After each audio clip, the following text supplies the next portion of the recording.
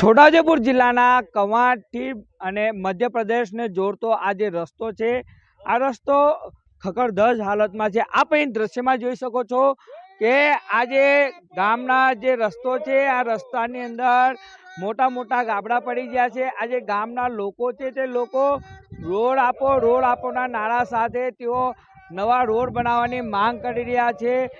આજે રસ્તો છે તે રસ્તો ગુજરાત અને મહારાષ્ટ્ર અને મધ્યપ્રદેશને જોડતો આજે રસ્તો છે, પરંતુ વર્ષો થયા આજે રસ્તો છે તે બન્યો નથી અને હાલ તો આજે ખખડધજ હાલતમાં આજે રસ્તો છે। આપણે સીધા અહીંયા જે આગેવાન છે તેઓની સાથે વાત કરવાનો પ્રયત્ન કરીશું। શું નામ છે તમારું અને આ જે રસ્તો છે કેટલા વર્ષ થયા બન્યો નથી અને હાલ કેવી હાલત છે? હા, રોડ પહેલા બન્યો તો અત્યારે તૂટી ગયેલો છે। રસ્તો તૂટી ગયેલો છે। આ રસ્તો ખાલી અહીંનો નથી, આ રસ્તો ગુજરાત અને મધ્યપ્રદેશ બે રાજ્યને જોડતો એક પ્રકારનો ધોરીમાર્ગ છે। આની ઉપર ઘણી બે રાજ્યને જોડતી વાહન વ્યવહાર વધારે છે। અહીંયા ગાડીઓ મોટી સંખ્યામાં અવર જવર કરે છે, તેના કારણે રોડ બેસી જાય છે। રોડ બેસી જવાનું કારણ એટલું છે કે આ રોડ કોન્ટ્રાક્ટરો દ્વારા વ્યવસ્થિત રીતે યોગ્ય રીતે બનાવવામાં આવતો નથી। એના કારણે રસ્તો લગભગ 1 વર્ષ પણ પૂરું થતું નથી અને તૂટી જાય છે। એટલે રસ્તો જે એનો બજેટ છે એના પ્રમાણમાં એનો યોગ્ય રીતે રૂપિયાનો ઉપયોગ થાય અને એવી રીતે રોડ બને, જેના થકી અમારે વાહન વ્યવહાર કે અત્યારે પરિસ્થિતિ એવી છે કે 108ને ફોન કરીએ ત્યારે 108 ગાડીને આવતા વાર લાગે છે અને દર્દીને લઈ જતા આવા ઉબડ ખાબડ રોડમાંથી ગાડી જાય છે તો દર્દીઓને પણ તકલીફ થાય છે અને અમુક સંજોગોની અંદર કવાંટ દવાખાને પહોંચતા પહેલા જ એ મરી પણ જાય છે, એવી આ રસ્તાની હાલત છે। રસ્તો જો સારા પ્રમાણે બનેલો હોય તો અહીંથી ગુજરાત અને મધ્યપ્રદેશના લોકોને વાહન વ્યવહારના અર્થે અત્યારે કવાંટની અંદર રાત્રે લગભગ 3-1 વાગે માર્કેટ ભરાય છે, એમાં પણ જતા અમુક શાકભાજીવાળા જતા રોડમાં પડી જાય છે। ખાડા ટેકરાવાળી જમીન છે, આ રોડ છે તૂટેલો છે એના કારણે। એટલે રસ્તો વ્યવસ્થિત પ્રમાણમાં બનેલો હોય તો અમને સારો એનો લાભ મળી શકે છે, એ જ વાત છે। શું નામ છે તમારું? મારું નામ બલવંતભાઈ રાઠવા, સામાજિક કાર્યકર, રેણદા।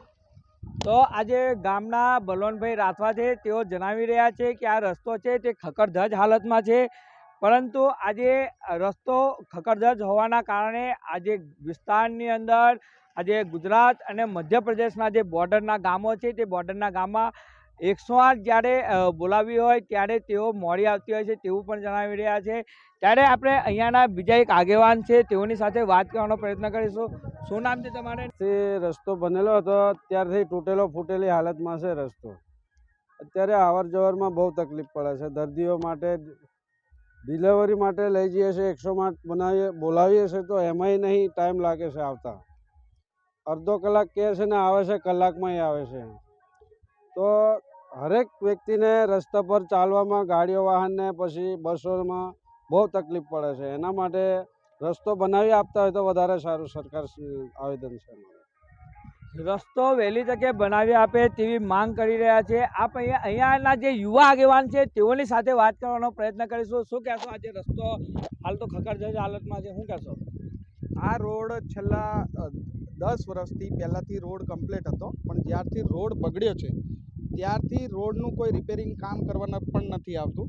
રિપેરિંગનું સમરણ કામ પણ નથી કરવામાં આવે છે તો પણ કોઈક જગ્યા પર કરે છે અને કોઈક જગ્યા પર નથી કરતા, જેના કારણે રોડ એટલો ખખડેલો રોડ છે કે એક બાઇક લઈને જવા માટે બી બહુ તકલીફ પડે છે।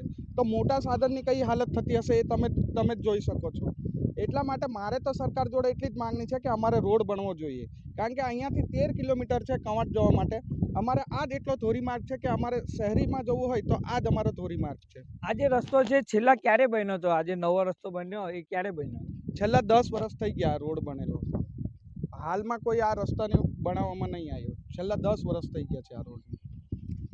તો આ હતા ગામના યુવા આગેવાન અજયભાઈ રાઠવા। તેઓ જણાવી રહ્યા છે કે આ રસ્તો છેલ્લા 10 વર્ષથી બન્યો નથી અને હાલ તો ખખડધજ હાલતમાં છે। ગુજરાત અને મધ્યપ્રદેશને આ જોડતો રસ્તો છે, આ રસ્તો નવો બનાવવામાં આવે, કાં તો આ જે રસ્તો છે તેને રિપેરિંગ કરવામાં આવે તેવી માંગ કરવામાં આવી રહી છે। પરંતુ આપને હું દ્રશ્યો ફરીવાર બતાવવા માંગીશ કે આ જે રોડ છે તે રોડના દ્રશ્યો જોઈ શકો છો કે અહીંયા ભારદારી વાહનો જતા હોય છે અને આજુબાજુના જે ગામડાના લોકોને મધ્યપ્રદેશ જવું હોય, મધ્યપ્રદેશના લોકોને ગુજરાત અને કવાંટમાં આવવું હોય ત્યારે અહીંયાના જે ગામ લોકો છે અહીંયાના લોકોને ભારે તકલીફનો સામનો કરવો પડતો હોય છે. ત્યારે અહીંયા જે નેશનલ ધોરી માર્ગ દ્વારા આજે રસ્તો વહેલી તકે બનાવવામાં આવે તેવી અહીંયાના જે ગામ લોકો છે તે લોકોની માંગ ઊંચી છે. ડિસિઝન ન્યૂઝ ગુજરાત સાથે નૈનેશ તડવી, છોટાઉદેપુર. ડિસિઝન ન્યૂઝના બીજા વિડીયો જોવા માટે ચેનલ સબસ્ક્રાઇબ કરો અને બેલ આઇકન બટન પર જઈ ક્લિક કરો. સ્વતંત્ર અને આઝાદ પત્રકારત્વની મદદ કરવા નીચે આપેલા થેન્ક્સ બટન પર જઈ ક્લિક કરો. મદદની કિંમત નિશ્ચિત કરો અને ડિસિઝન ન્યૂઝની આ સફરમાં અમારા સાથી બનો.